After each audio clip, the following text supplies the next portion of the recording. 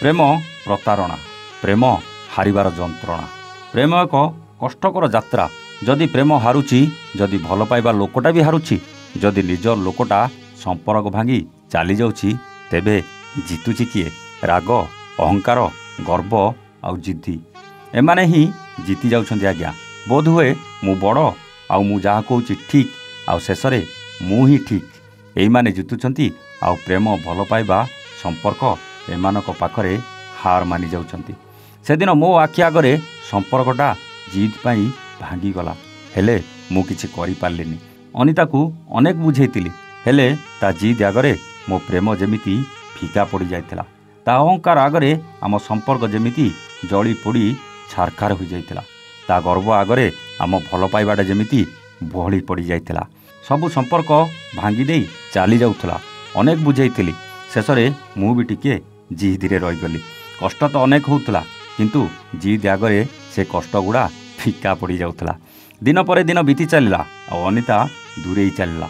ନା ସେ ମୋତେ କଲ୍ କଲା, ନା ମୁଁ ତାକୁ କଲ୍ କଲି। ଏମିତିରେ ବିତିଗଲା 15 ଦିନ। ହଠାତ୍ ଦିନେ ଅନିତାକୁ ଆଉ କାହା ସହ ବାଇକ୍ରେ ବସି ଯିବାର ଦେଖିଲି। ସହିପାରିଲିନି। ଭଲ ପାଉଥିବା ମଣିଷଟା ଯେତେବେଳେ ଆଉ କାହା ସହିତ ବୁଲୁଥିବାର ଦେଖିଲି, କେମିତି ବା ସହିପାରିଥାନ୍ତି। ଫୋନ୍ ଲଗେଇଲି, ଉଠେଇଲାନି। କିଛି ସମୟ ପରେ କଲ୍ ବ୍ୟାକ୍ କଲା। କ'ଣ ହେଲା, କାହିଁକି ଫୋନ୍ କରିଥିଲ ବୋଲି ପଚାରିଲା। ମୁଁ ପଚାରିଲି, କେଉଁଠି ଅଛ?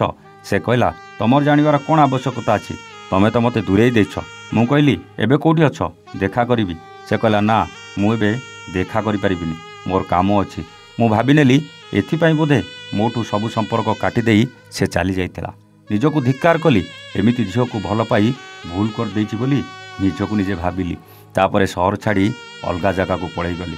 ନମ୍ବର ବି ବଦଳେଇ ଦେଲି। ୟା ଭିତରେ ବିତି ଯାଇଥିଲା 2 ବର୍ଷ। ଯଦିଓ ଅନିତାକୁ ଭୁଲି ପାରୁନଥିଲି, କିନ୍ତୁ ଧୀରେ ଧୀରେ ମନରୁ କାଢ଼ିବାକୁ ଚେଷ୍ଟା କରୁଥିଲି। କାହିଁକି କେଜାଣି ପୁଣି ଥରେ ସେ ପୁରୁଣା ସହରକୁ ଯିବାକୁ ଇଚ୍ଛା ହେଲା। ଟ୍ରେନ୍ରୁ ଓହ୍ଲେଇ ସହରରେ ପାଦ ଦେଇ ଦେଉ ସବୁ ସ୍ମୃତି ମନେ ପଡ଼ିଯାଇଥିଲା। 5 ବର୍ଷ ଧରି ଏହି ସହରରେ କେତେ ନ ବୁଲିଛି। ଏହି ସହରଟା ସାକ୍ଷୀ ଅଛି, ତାର କୋଳରେ ମୁଣ୍ଡ ରଖି କେତେ ଖରାବେଳ କାଟିଛି। ଏହି ସହର ସାକ୍ଷୀ ଅଛି, କେତେବେଳେ ଯଦି ଭାଙ୍ଗି ପଡ଼ୁଥିଲି, ସେ ତା ଛାତିରେ ମୁଣ୍ଡକୁ ଆଉଜେଇ ଦେଇ କୁହେ, ବ୍ୟସ୍ତ ହୁଅନି, ସବୁକିଛି ଠିକ୍ ହେଇଯିବ। ଏହି ସହର ସାକ୍ଷୀ ଅଛି, କେତେ ରାତି ଆମେ ସାଥିରେ କାଟିଛୁ। ଏହି ସହରରେ ପାଦ ଦେଉ ଦେଉ ପୁଣି ଥରେ ଅନିତାର ସେ ସ୍ମୃତି ଉଜ୍ଜୀବିତ ହୋଇ ଉଠିଲା। ତା ସହିତ ମିଶିବାକୁ ଇଚ୍ଛା ହେଲା।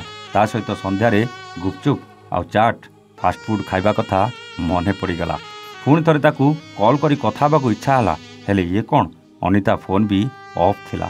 ସେ ବି କ'ଣ ମୋ ଭଳି ନମ୍ବରଟା ବଦଳେଇ ଦେଇଛି କି? ହେଲେ ମୁଁ ତ ଆଉ କାହାକୁ ମୋ ହୃଦୟରେ ଜାଗା ଦେଇପାରିନି, କିନ୍ତୁ ସେ ଆଉ କାହାର ହେଇଯାଇଥିବ ନିଶ୍ଚିତ। ଭାବିଲି ଅନିତା କେବଳ ମୋ ମନର ସ୍ମୃତି ହେଇ ରହିବା ଛଡ଼ା ଆଉ କିଛି ରାସ୍ତା ନାହିଁ।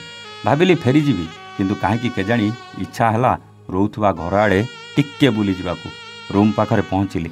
ସବୁ ନୂଆ ଚେହେରା, କାହାକୁ ଜାଣିପାରିଲିନି, କି ମୋତେ ବି କେହି ଜାଣିପାରିଲେନି। ସେଠୁ ଫେରିଲା ବେଳେ ଅନିତା ସହିତ ଅଚାନକ ଭେଟ ହୋଇଯାଇଥିଲା। ଅନିତାକୁ ସାମ୍ନାସାମ୍ନି ଦେଖି ଅଟକି ଯାଇଥିଲି। କିଛି ସମୟ ଚୁପ୍ ରହିବା ପରେ ସେ ମୋତେ ପଚାରିଲା, କେଉଁଠି ରହୁଛ? କେମିତି ଅଛ?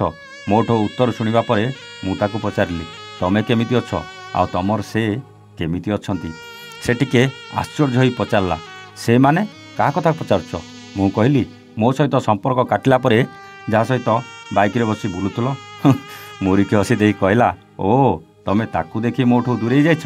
ସେ ମୋ ଭାଇ ଥିଲା। ସେଦିନ ଘରୁ ମୋତେ ଦେଖା କରିବାକୁ ଆସିଥିଲା। ମୋର କିଛି ଜିନିଷ କିଣିବାର ଥିଲା, ତା ସହିତ ବାଇକ୍ରେ ଯାଇ କିଣି ନେଇ ଆସିଲି। ମୁଁ କହିଲି, ମୋ ସହିତ କଥା ହେବାକୁ ତମର ଥରେ ବି ଇଚ୍ଛା ହେଇନି? ସେ କହିଲା, ତମର ବି ତ ଇଚ୍ଛା ହେଇନି। ମୁଁ କହିଲି, କିଏ କହିଲା ମୋର ଇଚ୍ଛା ହେଇନି? ତମେ ସମ୍ପର୍କ କାଟି ଆସିଲ, ହେଲେ ଥରେ ବି କଥା ହେଲନି। ସେ କହିଲା, ମୁଁ ତ ରାଗିଥିଲି। ମୁଁ କହିଲି, ମୁଁ ବି ରାଗିଥିଲି।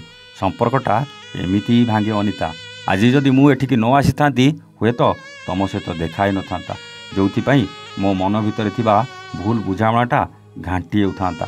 ସତ କହିଲ ଅନିତା, ତମେ ଆଜି ବି ମୋ ଫେରିବା ବାଟକୁ ଅପେକ୍ଷା କରିଥିଲ ନା? ସେ କହିଲା, ହଁ, ଅପେକ୍ଷା କରିଥିଲି। ତାହେଲେ ନମ୍ବର କାହିଁକି ବଦଳେଇଲ? ସେ କହିଲା, ନମ୍ବରଟା ଏଥିପାଇଁ ବଦଳେଇଲି, ତମ ନମ୍ବରଟା ଲାଗିଲାନି ବୋଲି। ଆଜି ପୁଣି ଥରେ ଏକାଠି ହେଇଯାଇଥିଲୁ, କିନ୍ତୁ ଟିକେ ଟିକେ ଭୁଲ ବୁଝାମଣା, ରାଗ, ଅହଙ୍କାର ପାଇଁ କେତେ ବଡ଼ ବଡ଼ ସମ୍ପର୍କ ଭାଙ୍ଗି ଯାଉଛି। ସବୁଠୁ ବେଶୀ ଭଲ ପାଉଥିବା ମଣିଷଟାକୁ ବି ଦୂରେଇ ଦେଉଛନ୍ତି, ନିଜର ଲୋକଟାକୁ ବି ହରେଇ ଦେଉଛନ୍ତି। से संपर्क जे खाली प्रेम संपर्क से कथा नुहे आज्ञा किछि भी संपर्क हो पारे से भाई भौणीर संपर्क हो पारे से सांग सांगर संपर्क हो पारे एमिति अनेक संपर्क टिके टिके भूल बुझाणा पाई भांगी जिबार नजर आसीछि आउ जेतेबेले ठीक बुझंती सेतेबेलकु हुए तो आउ किछि नथाए सबकिछि बदली जाइए कौन ठीक कहले ना आपणक विचार कमेंट करी निश्चित जनइबे आज पई रोचु आमे पुणी आसीबु आउ एक नुआ कहानी सहित स्टोरी विथ प्रताप रे सेतेबेले जाए नमस्ते जय जगन्नाथ।